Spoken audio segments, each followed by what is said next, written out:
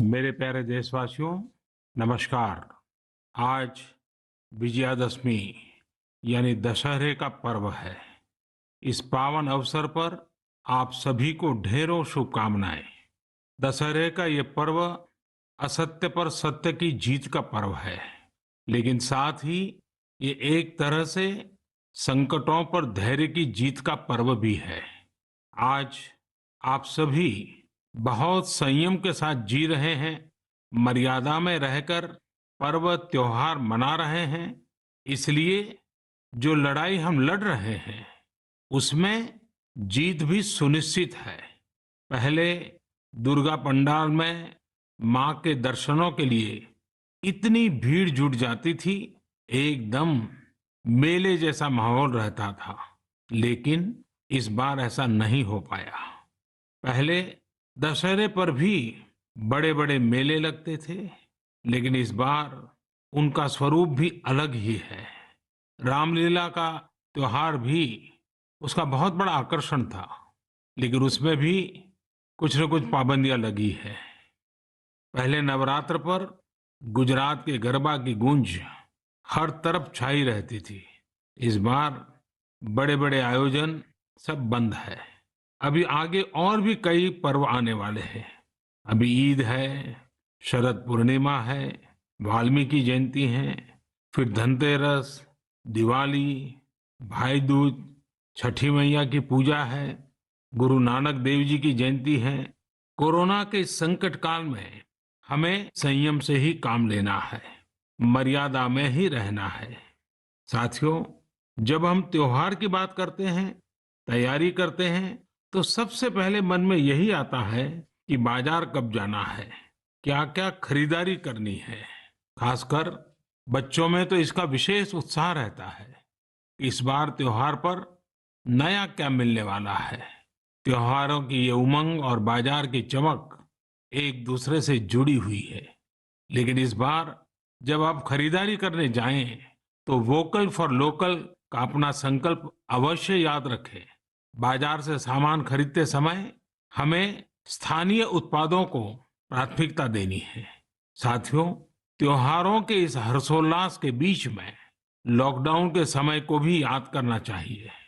Lockdown में हमने समाज के उन साथियों को और करीब से जाना है जिनके बिना हमारा जीवन बहुत ही मुश्किल हो जाता। सफाई कर्मचारी, घर में काम करने वाले भाई बहन, लोकल सब्जी वाले, दूध वाले, सिक्योरिटी गार्ड्स, इन सब का हमारे जीवन में क्या रोल है, हमने अब भली भांति महसूस किया है। कठिन समय में ये आपके साथ थे, हम सबके साथ थे। अब अपने पर्वों में, अपनी खुशियों में भी हमें इनको साथ रखना है। मेरा आग्रह है कि जैसे भी संभव हो, इन्हें अपनी खुशियों में जरूर शामिल करिए। परिवार के सदस्य की तरह करिए। फिर आप देखिए आपकी खुशियां कितनी बढ़ जाती हैं। साथियों, हमें अपने उन जाबाज सैनिकों को भी याद रखना है जो इन त्योहारों में भी सीमाओं पर डटे हैं, भारत माता की सेवा और सुरक्षा कर रहे हैं। हमें उनको याद करके ही अपने त्योहार मनाने हैं। हमें घर में एक दिया भारत माता के इन वीर बेटे बेटियों के सम्मान में भी जलाना है। मैं अपने वीर जवानों से भी कहना चाहता हूं कि आप भले ही सीमा पर हैं, लेकिन पूरा देश आपके साथ है, आपके लिए कामना कर रहा है। मैं उन परिवारों के त्याग को भी नमन करता हूं जिनके बेटे बेटियां आज सरहद पर है।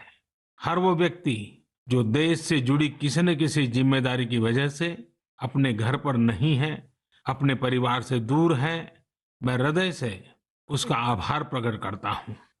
मेरे प्यारे देशवासियों, आज जब हम लोकल के लिए वोकल हो रहे हैं, तो दुनिया भी हमारे लोकल प्रोडक्ट्स की फैन हो रही है।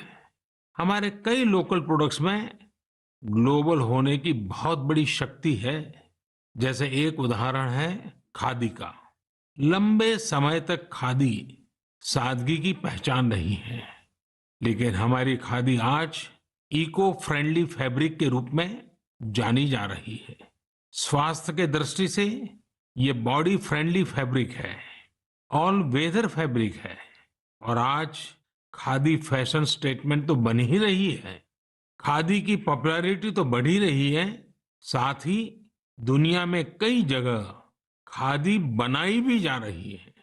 मेक्सिको में एक जगह है ओहाका। इस इलाके में कई गांव ऐसे हैं जहां स्थानीय ग्रामीण खादी बुनने का काम करते हैं। आज यहाँ की खादी ओहाका खादी के नाम से प्रसिद्ध हो चुकी है। ओहाका में खादी कैसे पहुंची, ये भी कम इंटरेस्टिंग नहीं है। दरअसल मेक्सिको के एक युवा मार्क ब्राउन ने एक बार महात्मा गांधी पर एक फिल्म देखी। ब्राउन ये फिल्म देखकर बापू से इतना प्रभावित हुए कि वो भारत में बापू के आश्रम आए और बापू के बारे में और गहराई से जाना समझा। तब ब्राउन को एहसास हुआ कि खादी केवल एक कपड़ा ही नहीं है, बल्कि ये तो एक पूरी जीवन पद्धति है।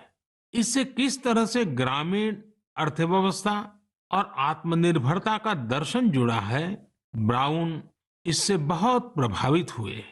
यहीं से ब्राउन ने ठाना कि वो मैक्सिको में जाकर खादी का काम शुरू करेंगे।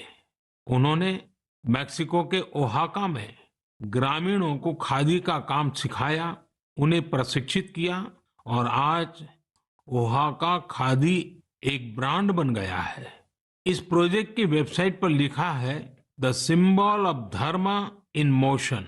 इस वेबसाइट में मार्क ब्राउन का बहुत ही दिलचस्प इंटरव्यू भी मिलेगा। वे बताते हैं कि शुरू में लोग खादी को लेकर संदेह में थे, परंतु आखिरकार इसमें लोगों की दिलचस्पी बढ़ी और इसका बाजार तैयार हो गया। ये कहते हैं ये राम राज्य से जुड़ी बातें हैं। जब आप लोगों की जरूरतों को पूरा करते हैं तो फिर लोग भी आपसे जुड़ने चले आते हैं।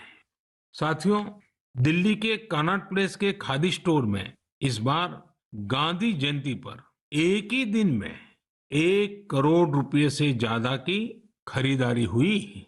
इसी तरह कोरोना के इस समय में खादी के मास्क भी बहुत पॉपुलर हो रहे हैं। देश भर में कई जगह सेल्फ हेल्प ग्रुप्स और दूसरी संस्थाएं खादी के मास्क बना रहे हैं। यूपी में बाराबंकी में एक महिला है सुमन देवी जी। सुमन जी ने सेल्फ हेल्प ग्रुप की अपनी साथी महिलाओं के साथ मिलकर खादी मास्क बनाना शुरू किया। धीरे धीरे उनके साथ अन्य महिलाएं भी जुड़ती चली गई। अब वे सभी मिलकर हजारों खादी मास्क बना रही हैं। हमारे लोकल प्रोडक्ट्स की खूबी है कि उनके साथ अक्सर एक पूरा दर्शन जुड़ा होता है। मेरे प्यारे देशवासियों, जब हमें अपनी चीजों पर गर्व होता है तो दुनिया में भी उनके प्रति जिज्ञासा बढ़ती है। जैसे हमारे आध्यात्म ने, योग ने, आयुर्वेद ने पूरी दुनिया को आकर्षित किया है। हमारे कई खेल भी दुनिया को आकर्षित कर रहे हैं। आजकल हमारा मलखम्ब भी अनेकों देशों में प्रचलित हो रहा है। अमेरिका में चिन्मय पाटणकर और प्रज्ञा पाटणकर ने जब अपने घर से ही मलखम्ब सिखाना शुरू किया था तो उन्हें भी अंदाजा नहीं था कि इसे इतनी सफलता मिलेगी। अमेरिका में आज कई स्थानों पर मलखम्ब ट्रेनिंग सेंटर्स चल रहे हैं। बड़ी संख्या में अमेरिका के युवा इससे जुड़ रहे हैं, मलखम्ब सीख रहे हैं। आज जर्मनी हो, पोलैंड हो, मलेशिया हो, ऐसे करीब 20 अन्य देशों में भी मलखम्ब खूब पॉपुलर हो रहा है। अब तो इसकी वर्ल्ड चैंपियनशिप भी शुरू की गई है, जिसमें कई देशों के प्रतिभागी हिस्सा लेते हैं। भारत में तो प्राचीन काल से कई ऐसे खेल रहे हैं जो हमारे भीतर एक असाधारण विकास करते हैं, हमारे माइंड बॉडी बैलेंस को एक नए आयाम पर ले जाते हैं।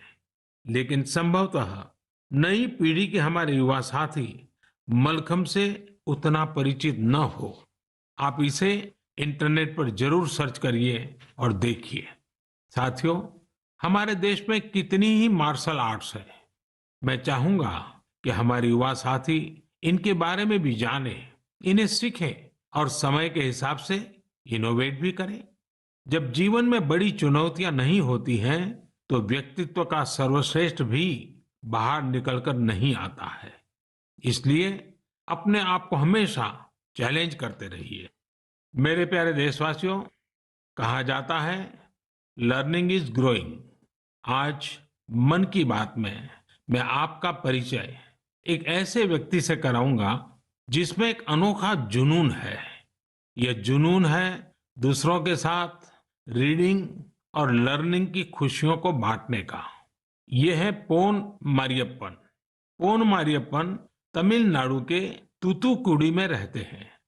तूतुकुड़ी को पर्ल सिटी यानी मोतियों के शहर के रूप में भी जाना जाता है।